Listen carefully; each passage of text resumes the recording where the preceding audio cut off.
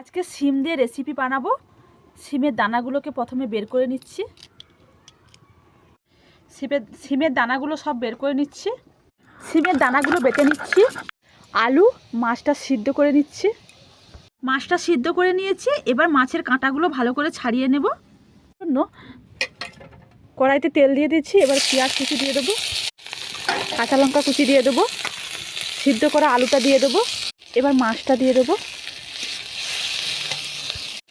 লঙ্কা গুঁড়ো, হলুদ গুঁড়ো আর লবণ দিয়ে দেবো।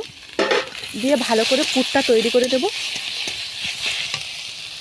এই তেলে সিমের দানাটা একটু ভেজে নেব ভালো করে।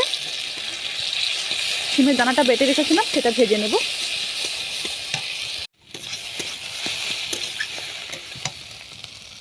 পুরটা করে নিয়েছি। এবার পুরটাকে সিমের ভিতরে এইভাবে পুড়ে নেব। সিমে দেখো এইভাবে পুর ভরে নিয়েছি। বসিয়ে দিয়েছি, কড়াটা তেল দিয়ে দিয়েছি, তেলটা গরম হয়ে গেছে। এবার এইগুলো এরকম করে ভেজে নেব।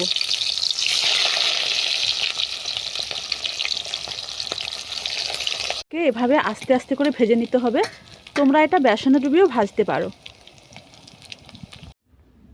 এইভাবে একবার করে খাবে, খুব সুন্দর লাগে।